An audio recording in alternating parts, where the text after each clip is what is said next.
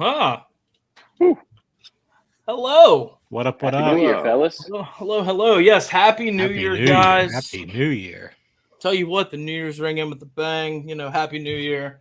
Hope everybody had a safe, happy holidays, all that jazz. I would like to start off this show with a formal apology to everybody that happened to listen to me last week when I said that I didn't want to watch 5 minutes of either one of these conference playoff. I mean, not the conference, but the college football playoffs. These two games ended up being absolutely insane. We're going to touch on that real quick. I'd also like to just start off with a moment of silence for Nelly and his Michigan Wolverines. Cowboy, take me away. Man, I tell you what, my solve for us losing, I'll quickly kind of just jump over the other one. I'm in a Georgia New Year's Eve kickoff party, so it's 100 Georgia fans around me, and we're counting down the clock, and the clock hits 0 as that kick goes wide left. So, at least that part helped me ring in 2023 right. But in the Michigan game, man, it's really hard to win a game when you get to the 1 yard line twice and get 0 points and throw 2 pick sixes. To lose by 6 after that, I guess you should say we're lucky. I don't know. I mean, all credit to TCU. They look like a team of destiny. I mean, they got tons of heart. They play free and loose, chip on their shoulder. But and we did the exact opposite. We came playing super tight. Basically made every possible mistake. It was awesome that we got back into it. I mean, heck, you look when the fourth quarter started, it was a 3-point game, and then 30 more points were scored. So it was just, it was tons of fun back and forth.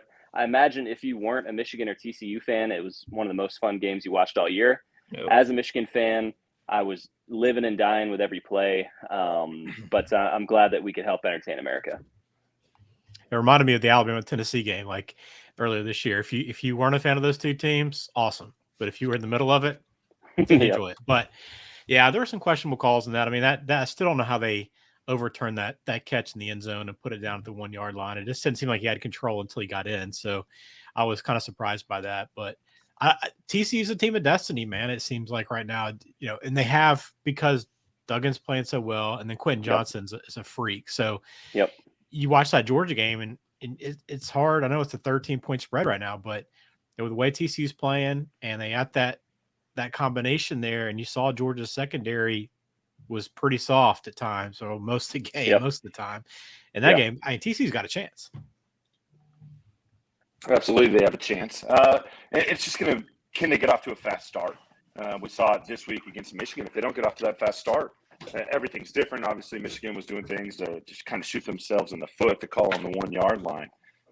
They can't mess around with Georgia. They're going to have to show up quick. But we saw it in the Ohio State game. Like I said, Georgia kind of plays with their food. Not that Ohio State's not a good team, couldn't stand on that field with them. But they let these other teams kind of hang around. And if they do that, TCU's a very live dog. Yeah, I'm pretty pumped to watch that game. I didn't think it'd be this when we talked about all year, survey said that they're going to find a way to get knocked out of the playoff. But TCU's hung in there, and I think I think it's going to be a really good championship game, because I still think there's all the pressure in the world's on Georgia too. I mean, not only is does Georgia come in as a big favorite, but like they're all the pressure's on them to go back to back, which we know rarely happens in college football.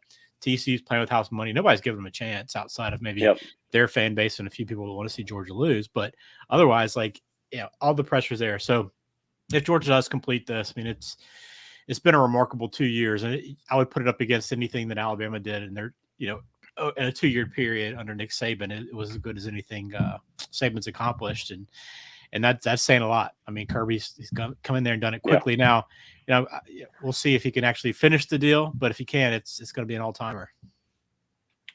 I mean, like you said, it's really, really hard to go to back-to-back. And one thing I've kind of been thinking about, and I don't know if I'm crazy, is coming into the season and halfway through the season and 80% of the way through the season, Georgia's the best team in the country. It's without a doubt. I don't know if they're as good as they were last year. I just don't. I don't know. They beat Tennessee. They crushed Oregon. They crushed LSU. Like, they beat some of these big teams in front of them. But in times when Clemson was running and Alabama was running, those teams looked like they could not be stopped.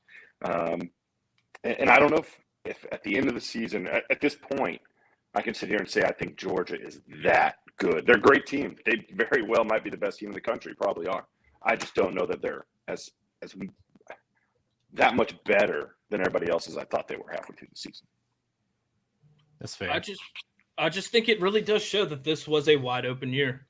You know, I mean, coming down to the final play, you know, I mean, it was crazy how those games played out. And, you know, like you were talking about, Nelly, the end of the Ohio State game, literally as the clock struck midnight, like that was the epitome of awesome. Because I literally looked down at my phone and I'm like, holy shit, you know, it was like 11 o'clock here, but I was like, wow, you know, perfect timing, you know. And it was just, I mean, both of those games were so much fun to watch because it's like you couldn't have, there's no shot I would have bet the over on both those games. Absolutely no shot, you know. I thought Michigan TCU was just going to be a slugfest.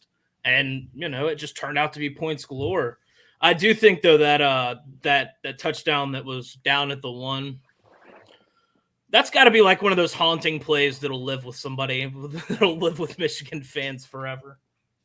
Absolutely. Yeah, I mean, it's one of those. It's crazy. Like you always see refs scared to make a decision, and then in that moment, they were unafraid to make the wrong decision. And ultimately, you know, it's on Michigan. I mean, you get it at the 1 foot line with 4 plays, and you can't get it in. I mean, you know, what can you say to that? But just kind of felt like it wasn't our night, and that's kind of the way the ball bounces. And that's the scariest thing about sports is like you had a great season. You could have won that game. You could have won the national championship game. It's the same as, you know, being in the World Series where it's like somebody's got to win, somebody's got to lose. It shouldn't take away from the great season, all the wins, and being this close. It's hard because you want to feel pride, and you're like, should I feel ashamed we lost? We could have done all these other things. But, you know, hats off to Ohio State and Michigan for getting through their schedules and getting into the playoffs. That third quarter, though, was one of the wildest quarters I can remember. Oh, and I tweeted out about it. I think you saw a tweet, Nelly, but I was trying to make dinner for my daughter at the same time, and we had like gone over visit some friends, came home, so I was trying to get her like in position. So I'm like in the kitchen doing some stuff. Then I'd walk in and just check on the game. Boom, like touchdown, or they're on like the 5-yard line. I go back in, come back, same thing. Like it happened repeatedly for like 6 or 7 times in and out of the kitchen until finally I was just like, I got to sit here and watch the rest of this quarter. I mean, I'd never seen anything like that, like the back and forth nonstop and teams finishing drives constantly. Yeah, it was points galore, and both teams basically, or both teams came within a few points of hitting the over on their own.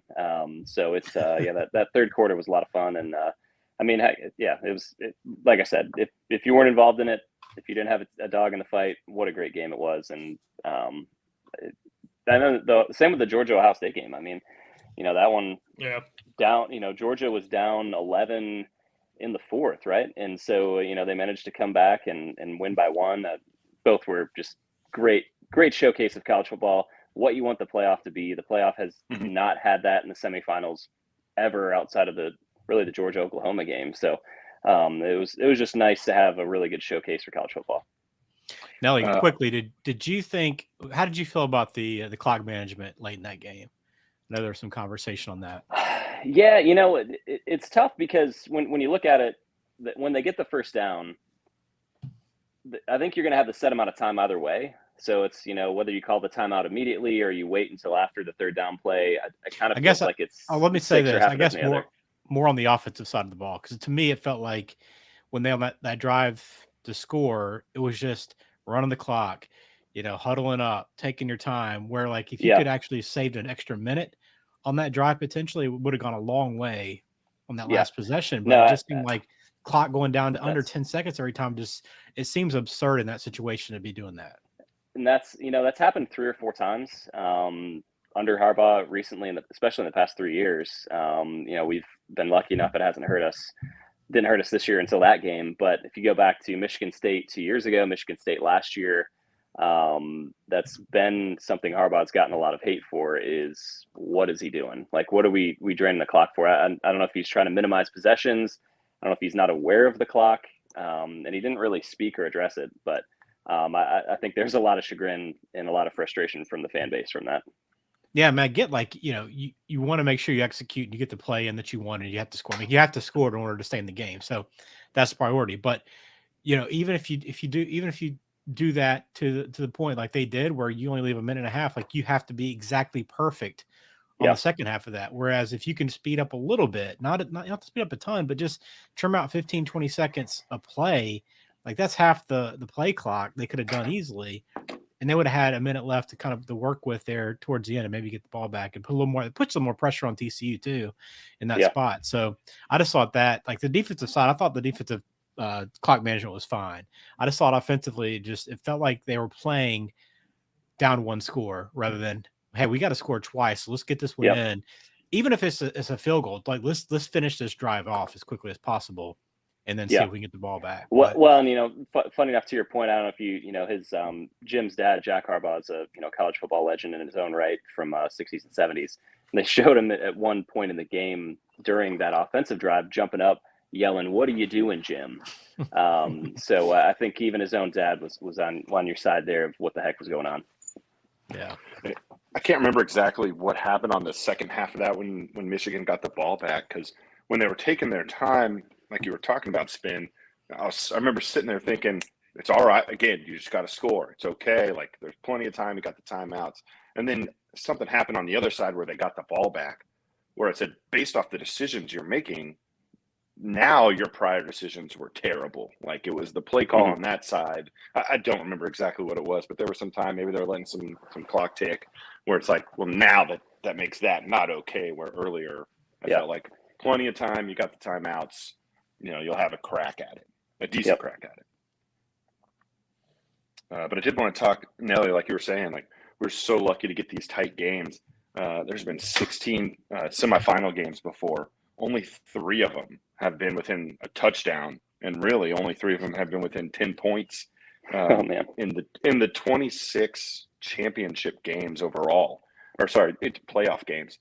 Only 7 of them have been 10 points or less, and 14 of them have been 21 or more, or at least 17 of them have been 15 points or more. Before this season, the last 4 playoffs, they had 7 straight games that were 15-point beatdowns or worse.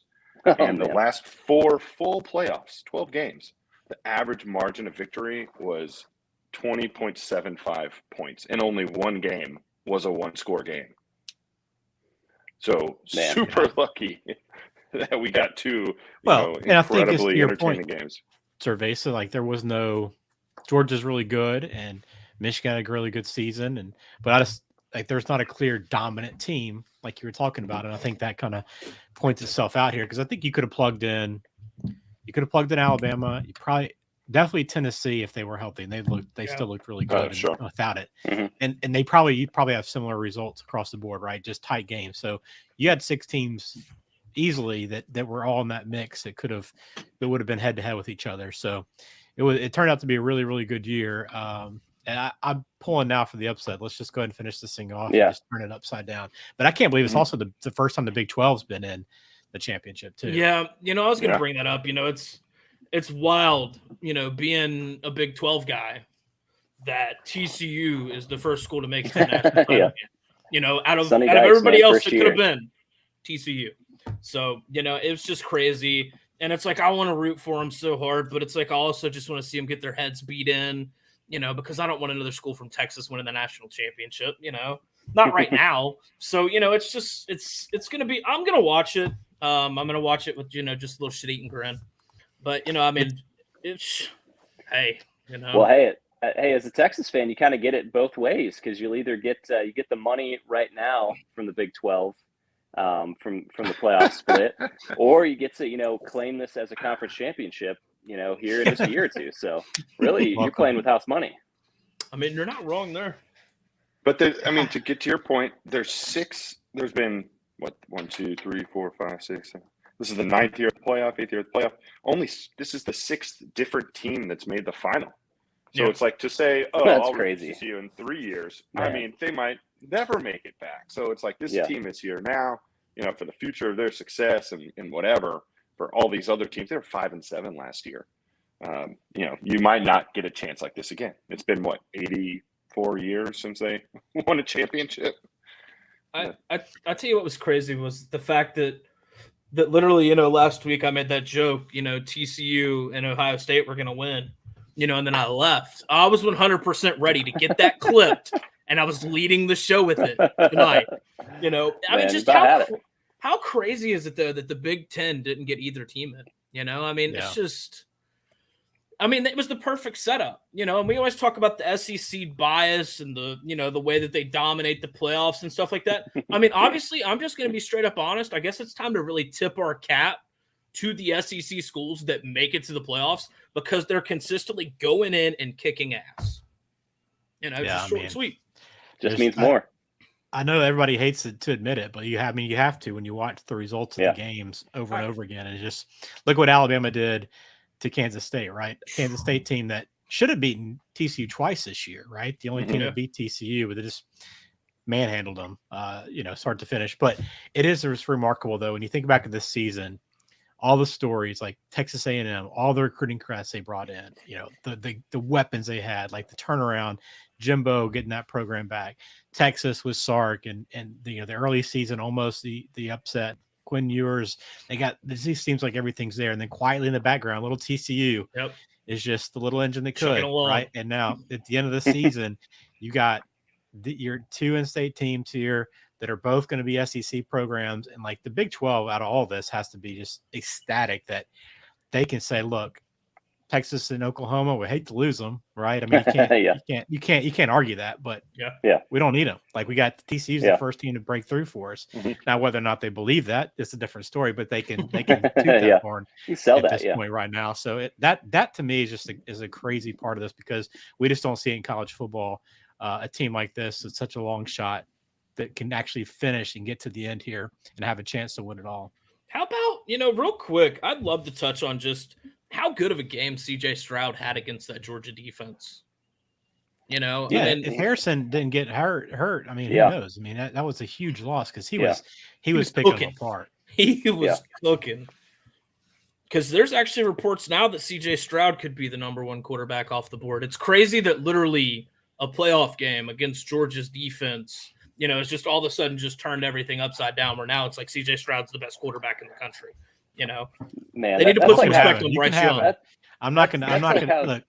If anybody's watched this year and doesn't think Bryce Young even deserved like a Heisman finalist again, if he's not one of the top 3 players in the country, just automatically, you're crazy. Like he's at a different level and he performs week in and week out, and he's done so when he's been kind of hurt this year too. I mean, he's still don't forget like the shoulder was an issue 2 months ago. So like you can have CJ if you want to draft him first. Take Will Levis too if you want Will Levis as well, right? But this will be one you look back and go, well, it's pretty obvious. Like it does matter what you do in college. Like you have to pay attention to what's going on there. And Saban made that point. Like you can create value in yourself by playing in these games.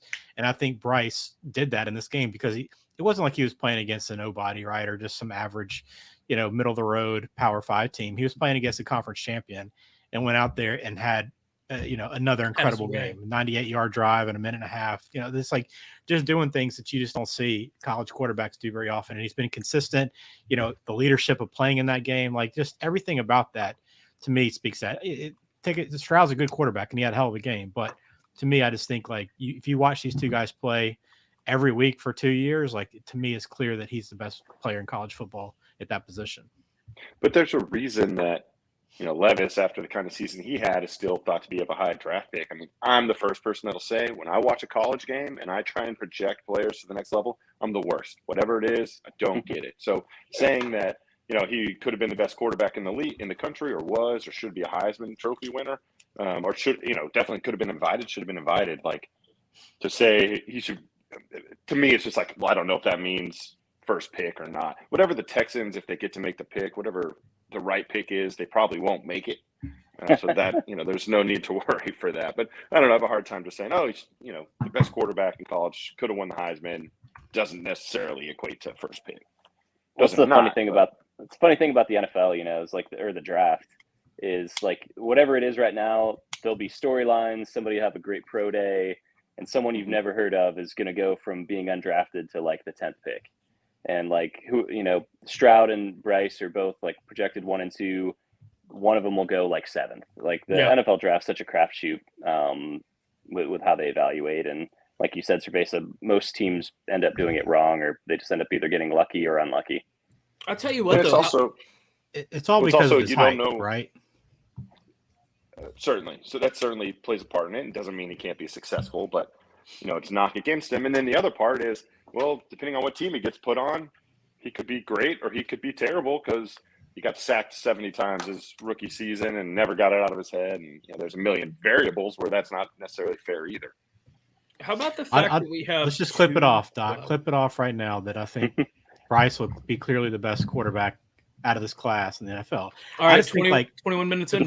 the problem is he is 6 foot, right? But I still think like he's very to me he reminds me a lot of Patrick Mahomes in the way that he can make plays, the way that he can throw the ball around. He's obviously not to that level yet, but he's further along than where Mahomes was at this point. But I think what he can do with the ball and the angles he can throw it and the way he can deliver the ball and just how shifty he is, he makes plays out of nothing constantly. So yes, the size is obviously a huge detriment when you look at the NFL, but they protect quarterbacks pretty well right now. So, you don't have to worry about quite as much, but you have to get over the line. But I think he can do that, which is the way he can see the field, create different passing lanes and angles. So I can't wait to say this. So what you're saying is he's Russell Wilson. No. How tall is Russ? Isn't Russ like 5'9"? Russ is a good quarterback. That's what I'm saying, though. Like, he's Russell Wilson. I mean, no shots. I'm not talking about this year in Denver, Russell Wilson. You know what I'm saying? Yeah. I'm just talking about like the way I'm this played. year in Denver, Russell Wilson. We are all Russell Wilson this year. Yeah. No, but that'd be a great commercial. I'm Russell Wilson. No, I'm Russell Wilson. We are all Russell Wilson. No, but for real though, it was just one of those things that it was just like it was so wild that after Stroud had a great game, which, like I said, don't take that away from him. It was just wild that they're all of a sudden like anointing him as the one. But how about the fact that we have two old ass guys playing in the finals? The mailman Bennett, which I love that Kirby Smart was really on his ass after the game, talking about, well, he could have played better, this, that, and the other, right after they won. And then you got Max Duggan. Like, it's great. This is like their swan song because, neither one of them is going to go play, like in the NFL and be a starter, they don't have first round draft aspirations or anything like that. It's a cool story for B as far as these two guys and how they've gotten here. I mean, I see that with TCU as the whole team. I mean, 5-7 a year ago, just, nobody in their right mind thought they would have got there. Just got to do enough. Yep. So, hopefully they cap it off. Be fun to see. Anything else we want to touch on from Saturday, from those two games? Or was that Friday? God, I don't even know what day it was. Confirmed Saturday. I think. Yeah. Yeah. This last couple of days has been a blur. No, I mean, I guess just y'all's thoughts point spread wise on the championship. Looks like it's down to 12.5, total 63. Y'all have any leans early on?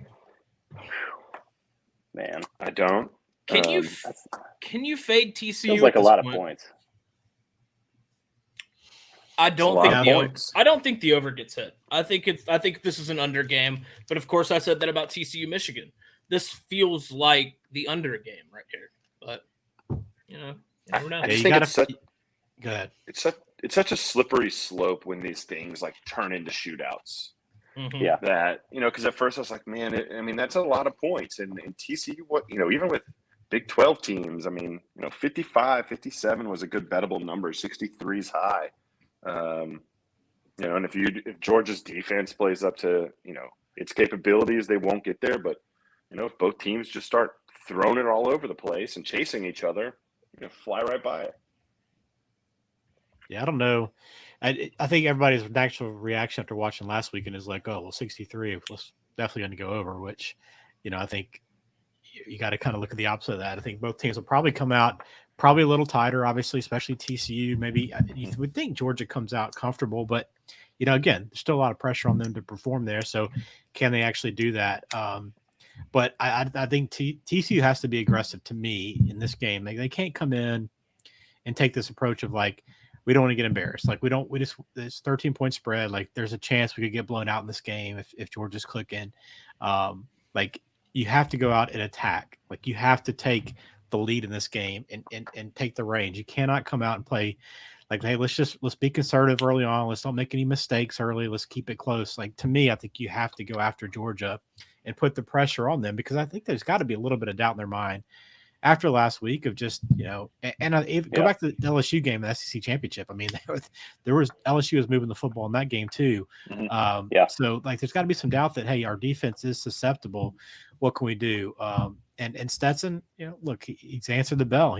He's done it a couple of years now, so you have to feel like he's a guy that can make that big play at this point. But to me, TCU has to come out and play quick. At least take some shots early on against this defense. Can we real quick talk about the fact that there can be no tailgating at SoFi this week, Monday night for this game? It's dumb enough they had it out at SoFi anyway, man. In a town that could care less about college football, put the national championship out there. Why is there no Not only tailgating? that, it's like in a bad part of town too. Like, it's I'm not conducive to hanging out and tailgating. I guess there's your answer. Are they playing at USC? No, they're playing at SoFi. Mm-hmm. I mean, I figured they would have played. They should have played this game at the Rose Bowl. I don't care what anybody says. Like, I know they already had the Rose Bowl, but play it at the Rose Bowl, man. What does it need to be at SoFi at the Rose Bowl? Yeah. What does it need to be at SoFi for? But no, Spin, I liked your thoughts on how this game might work. One thing I think will be interesting to see if TCU can get success is that little quarterback draw they run with Duggan. It's like, is he going to be able to pick up yards? Is Georgia just going to be too quick? Getting them behind the line, 2nd and 12 and start instead of 2nd and 5. So I think that'll be an interesting kind of chess match to see if that's open and he can get that off, and put them in good position, 2nd down, 3rd down, and short. Yeah, I like that. I think, and because of like the way I'm thinking about the way this game should be played, who knows whether what TCU strategy will be coming out. But I also do like TCU 3.5. 3.5 is our team total for the first quarter and 13.5 for the first half. It's only 24.5 for the game, their team total. So not a lot of points expected for TCU. So if you think TCU is going to play with them, because I think Georgia's going to score. Georgia's got too many weapons. I think Bowers could have a big game in this one. Yeah. But I like TCU maybe early on to take some points there. Just a bet that I see early on. And I like Max Duggan plus money to anytime touchdown score, plus 125. I could see him easily. He gets out of the pocket quite a bit. Good rusher. It's got QB power, just like 4 touchdowns in the last 4 games running the ball. So got a good shot to do that. TCU only didn't score. Go ahead, Neil. I would say the only lean that I would have on this one would be to the under, just because you look at like you said, Spen, and you look at the past game, your natural reaction is like, oh man, this game's going to be 55-52. But like those games, there's just something about once a game starts to get rolling, it's like a game will just get off the rails. Like 2 teams that play defensively all year will it'll just get off the rails. And that's what we saw in both the college football semis. I think this one will be a little lower. I like that over 3.5 number that you threw out there. I feel like, I guess, gun to my head, I would probably take TCU in the points, but I don't really have a good feel for the point spread on it. Yeah. Go ahead. No, good. I was just looking at the Brock Bowers minus 180 anytime touchdown. I feel like this has all the makings of a Brock Bowers game. Yeah, where's his 2 touchdown or 3 touchdown line? I don't know. I'm looking on action right now, and I was just kind of looking at the the anytime touchdown scores. I guess I'll have to go somewhere to find that real quick. Well, if you look at Brock, his receiving yards, and look, hasn't been a remarkable year for him, but he still does lead the team in receiving this year and reception. So he's still getting his, but his total receiving yards for the game is 60.5. So, that's one to me. I like that one a lot because that could be one play for Brock, right? Against, TCU as much film as you watch on Brock Bowers, like unless you line up against him, he's a different animal, and he's going to create a lot of matchup problems that the TCU hadn't faced yet. So 16.5 is not a bad number for the receiving yards to try to go over, because I do think he's going to be a focus point, I think, for this offense in this game, and he's done a little bit better the last couple of games after a little bit of a down stretch later in the year. So yeah, I could easily see him get over that 16.5. I kind of like that number.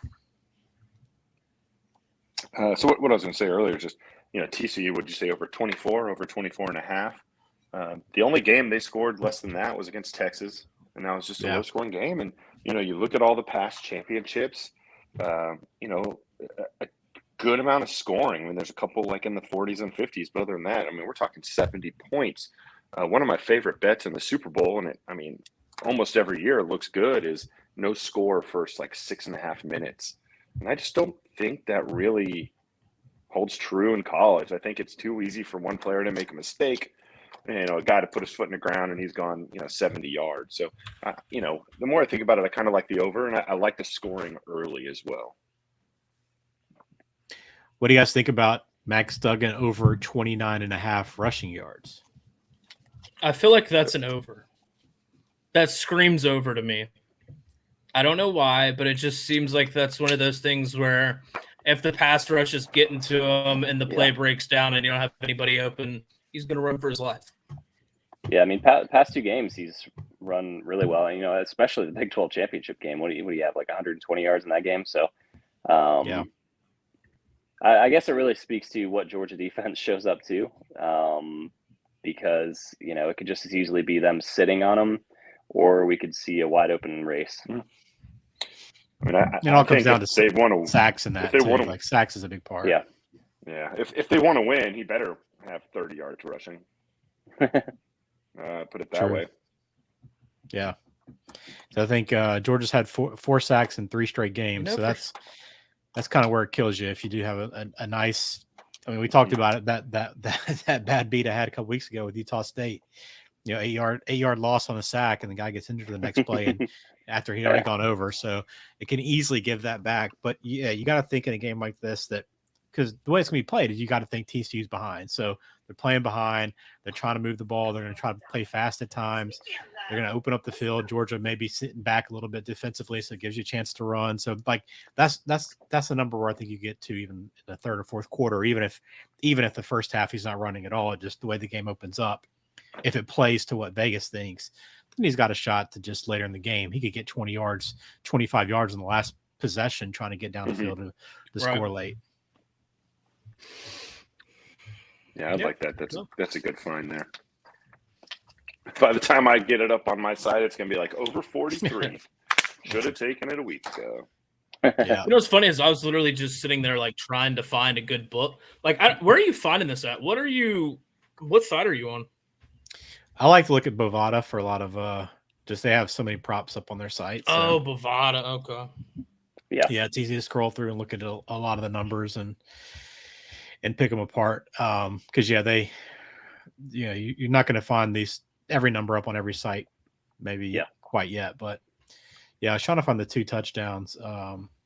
That's what I was digging for. Brock, so 275 for 2 touchdowns.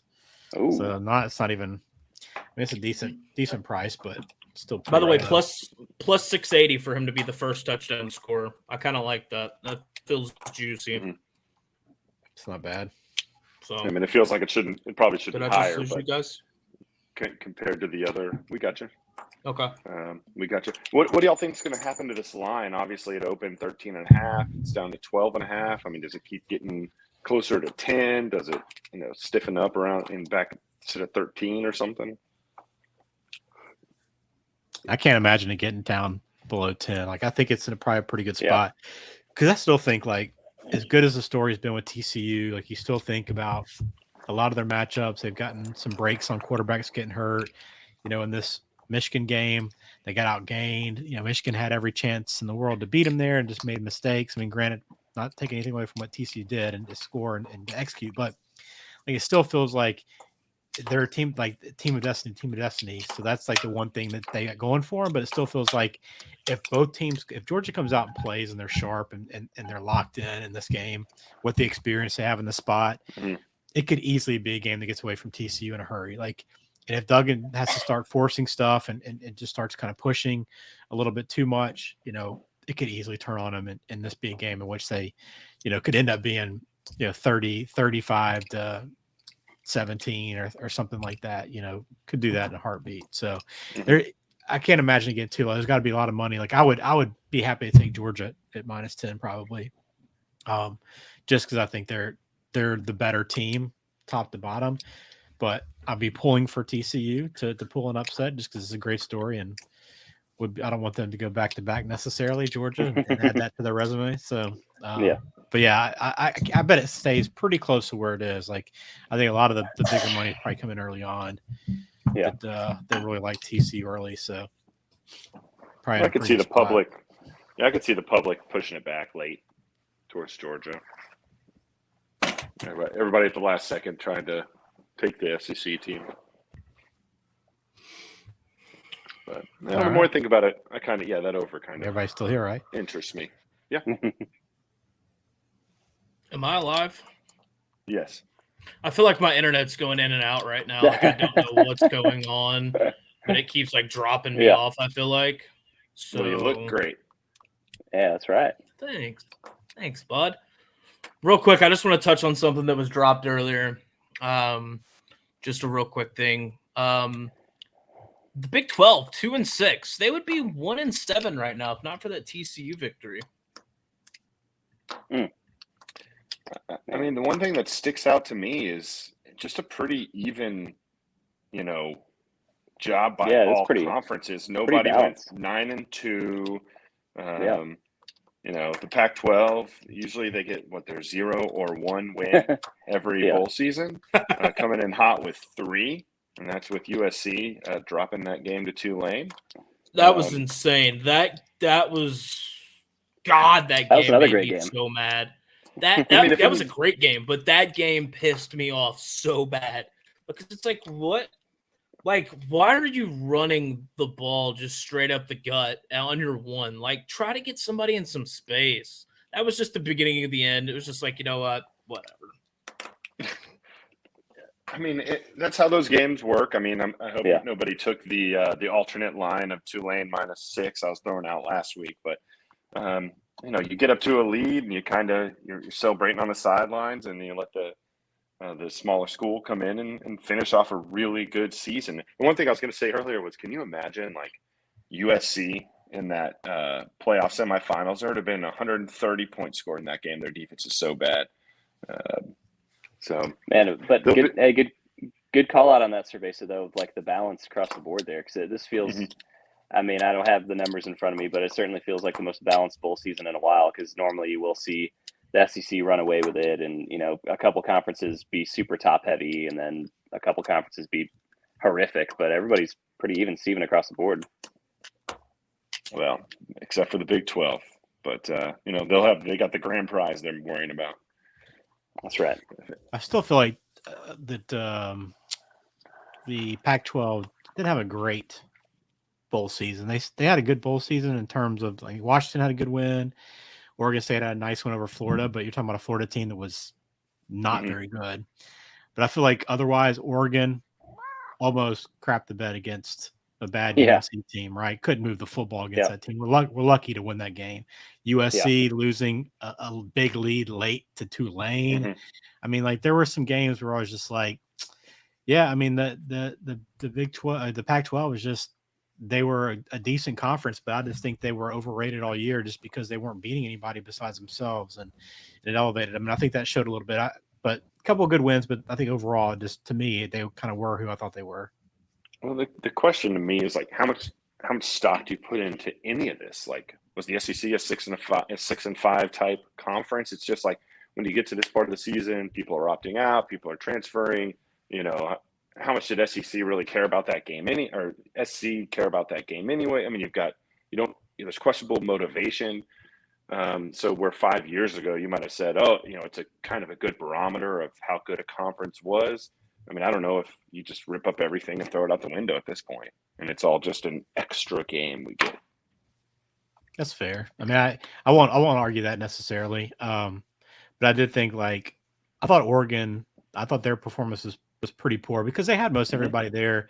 Bo Nix was pretty healthy, and they were going against a defense that was number one, not good, and number two was like had a ton of guys out. So like and like the coordinator's gone, like it should have been a game out west that they came in and just kind of took control of early and run away with. So like for them to barely sneak out a win was a little disappointed to me because that was one of the better teams in that conference. Yeah, I mean, the USC, they played well. We know their defense has been bad for a lot of the year, so it wasn't that surprising. They got those points, but to have a late lead like that and not close it out was disappointing. And then, Washington State, not a good showing at all there. So, I mean, that to me, I didn't think they left a lot to be desired overall when you look at it. But yeah, to your point, I mean, you can look at this two ways and probably be accurate, right? Like, how much the teams care versus, do you actually learn something from these bowl games? But I think there's a few games you can pick out that you had teams that were pretty healthy, lined up together,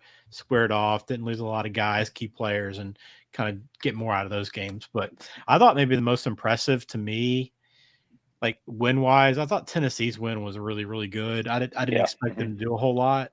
And, Milton's been a guy with a ton of talent and potential since Nelly for forever, right? Yeah. He was like got to be the next big guy and just could never put it together. And he didn't make all the best throws. He's got a great arm. I love talking about it, but for them to go in and really, and it's hard again to evaluate that because there's a lot of freshman mistakes by Klubnik, and they had 29 first downs, Clemson, and scored 14 points. I mean, it was absurd for them not to win that game anyway. But I thought that overall was a really good performance. There was an article. I don't think we talked about it at all. Is that from the beginning of the season on ESPN? I think I saved it. I'll put it in the Discord. And they were talking about what if we moved the bowl season to the first week of the next season? What if we moved the bowl season to the first week of the next season? And so teams are excited about it, pumped about it. Who knows if it would be on campus or off campus, and all. Every school would be involved. It was really intriguing idea just because, DiCaprio didn't even want to watch half the bowls. I didn't either. We had a lot of exciting bowls towards the end, but, are bowls losing their luster? Is that just a storyline, or is it just the truth at this point? It's less and less. I love them. I watched most games.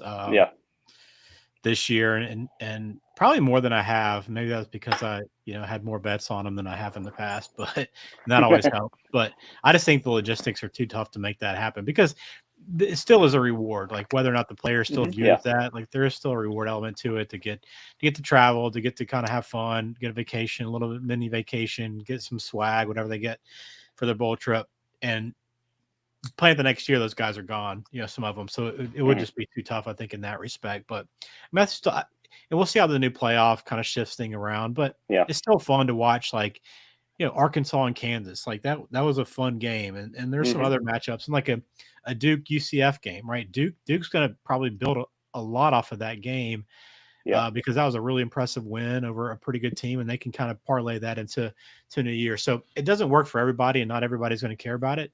But I think it is a big opportunity for a handful of teams, and for fans just to be able to watch it. It gets you through. If you took those away, Cerveza, in the middle of the holiday season, like what are you doing on December 21st on a Tuesday, right? Like you're in Texas. You're not golfing. Able to get out and watch these games. You're bored, buddy. You're probably playing golf, but you know what I mean. Like you're gonna miss them when they're gone. Oh, I'm not. I'm definitely not trying to get rid of them, but it was intriguing just because, again, like I was saying at the top of the show, like 13 one-score games since the last time we came on the air. It got really exciting. Yeah. Maybe a lot of it just is, how excited can you be for San Diego State versus, I can not remember who they played anymore, San Jose State or whatever it was. But it was fun. That Pittsburgh game was a lot of fun. The end of that Mississippi State game was wild. Man, talk about that beat if you had it the other way on that one. Well, that's why you make those bets. It's like Mississippi State was like 1.5 early on, and then it got bet up, I think, to 3.5. So that was a Yep. huge play. Still think it was a forward lateral. Still think it was. Yeah. But crazy. if it's a forward lateral and then you pick it up and return it, couldn't you just decline the penalty touchdown?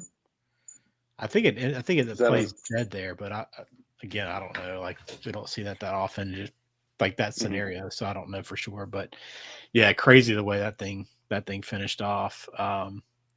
And I guess my worst bet, I talked about like our last show last week. I was like, out of principle, I got to take Kentucky first half over 6.5 points. Like this is the touchdown. Like I've got to take it. And like even like reading up on their backup and who was a 4-star guy and like could dual threat guy, not a bad passer, could run. It's like you might surprise Iowa and catch them off guard.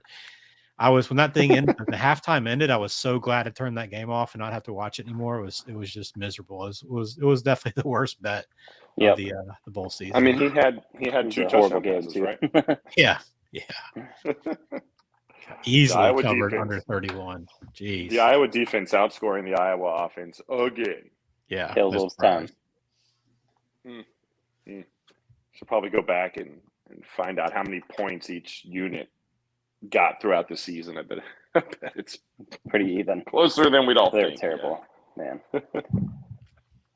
But hey, I mean, Iowa was a team that throughout the season, not that I watched a ton of them, but like I felt like as much fun as we made for them at the beginning for the low scores, for the defense, like they still played those low scoring games, but the offense was something I could like be confident in. They started covering games with a little bit of margin.